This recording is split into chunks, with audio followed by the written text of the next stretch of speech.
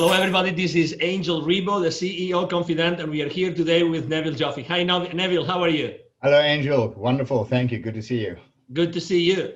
So for everybody that maybe doesn't remember, Neville Joffe has been for the last almost 30 years, teaching financial literacy and financial principles so that the companies become aware of the financial implications of their business decisions. And we are here today to talk about some of the principles of Neville Joffe's theme, which actually he's been explaining to executives for so many years, which is what gets measured gets managed. So Neville, welcome again here. So why do you think that getting things measured to being managed is so important today? Angel, if you use a metaphor of a physician examining a patient who say, look, I'm not feeling well. I say, well, what do you mean you're not feeling well? I was not feeling well. Probably one of the few things the physician is going to do is take his temperature or her temperature, take blood pressure, take a look in the ears, etc., and get a reading of sorts. In the absence of measuring certain vital signs or metrics of the patient, this physician wouldn't even know which direction to take. So in a business, it's no different. We need to measure to manage, because people tend to examine numbers in isolation, and it is so dangerous. People look at revenues going up. Yeah, like, so what? What about your costs and so on? So having the right kinds of measurements, and I say the right kind of measurements, not a lot of measurements, I mean the right kinds of measurements, is so important for business health and to influence operational behavior by people who drive the profits in the business. You touched upon a very important point, which is revenues are up and so what? But right now, the same way we can say, okay, revenues are down. So what? Does that mean that the profitability of the company has been compromised? No, far from it. Sometimes to the contrary. Many years ago, I bought an equity position in a vertical manufacturing company that's fully integrated. That is, for those who are not familiar with the term, and we employed about 400 unionized employees. So it was a very nice sized business. The problem was that a lot of the employees were engaged in manufacturing product that was high on the revenue line on the P&L, but was sucking up resources in the company. And it wasn't the kinds of products that were the core skill of this organization. Long story short, we did some process mapping, and we went back and did some testing of utilization resources, and we cut out this particular line of business, which reduced our revenues by almost a third. But associated with that, we got rid of a lot of the associated costs. Well, guess what? Started making money. So sometimes it's important to evaluate the cost of driving certain revenues. Everyone should be aware of this, and be cognizant of the relationship between cost and sales. And everybody in the organization should know how to measure this.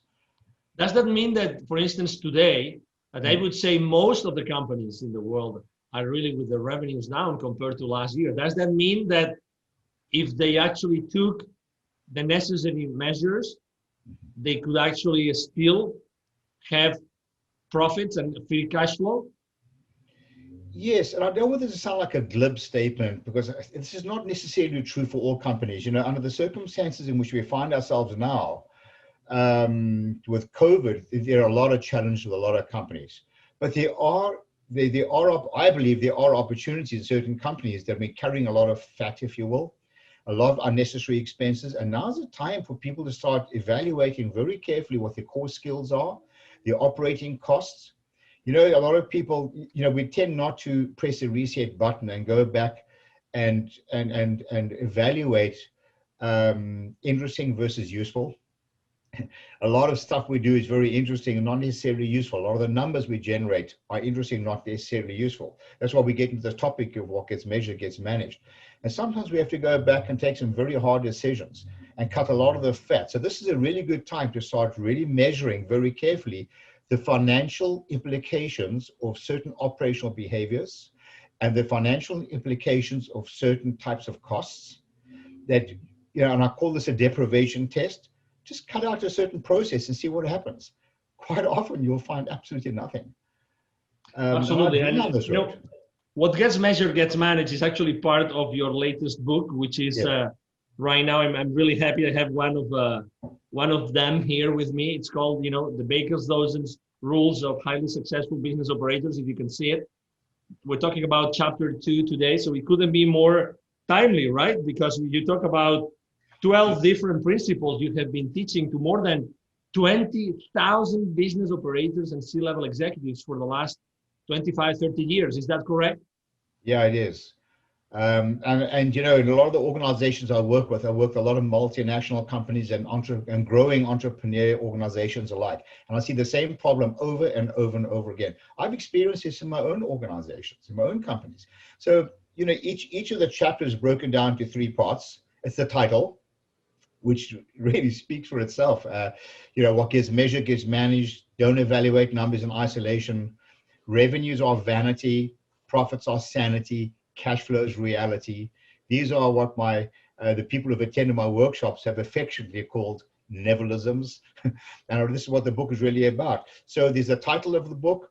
There's a very quick read of a story to create context. And at the end of each chapter, as you will see here, there are a lot of questions. And questions which these are really loaded questions. For example, do you have an incentive or compensation plan that everyone clearly understands? Never assume that people clearly understand the numbers. Are there elements of the plan controllable by all those people in the organization? People are measuring to manage, but it's very frustrating when a person's incentive plan is based on certain numbers that are used to measure performance, but they have no control over the numbers. Do you have financial transparency? Does your accounting department clearly communicate the financial results to your employees and how they may improve the numbers without fancy financial jargon? I can tell you, Angel, that I've been teaching this, as you said, for decades, and I've tested literally thousands of people, and I find the consistent results across the board, from grassroots, blue-collar workers to corporate executives, non-financial executives, that is. And I found that consistently people are less than 40% financially literate. Can you imagine expecting people to make financial decisions based on numbers when they don't understand the financial implications? One of the themes or the framework of what I'm trying to communicate to corporate executives is that shareholders invest in a business for one reason and one reason only: to drive sustainable profits and cash flow, right? Sustainable profits and cash flow. But to do that, you need to get your employees engaged. You need to educate them, and only then can you hold them accountable. Exactly. Bang on. So I would like to suggest that, as you read this book, and everybody, we're gonna make sure that people have. I mean, this is a copy which was like printed. The book is still not available for purchasing. We have only. I mean, this has been a book that has been actually made thanks to the contribution of a lot of different executives. Is that correct? Oh, absolutely. We've had several hundred executives from various companies who have been kind enough to contribute to the book, and we've had some really engaging conversations about some of this content. Exactly. So we would definitely like to have more questions from the people that is watching this interview today to actually contribute to the book if they want to do it. So we will be more than glad to do it. Is that correct, Neville? Yes, absolutely. And if anybody wants to see some extract of chapters or some of the questions, please email me at Neville, that's Neville at bizwisdom.com. That's bizwisdom.com, Neville at bizwisdom.com. I'll be happy to send you a soft copy of some of the questions and or even of the chapters and get your input. Excellent. Well, thank you very much, Neville, for being here with us today, and to everybody watching this interview. So thank you very much. I'm sure that you have enjoyed this conversation as much as we have, and you have a wonderful day. See you soon. Bye-bye. Thank you. Bye-bye now.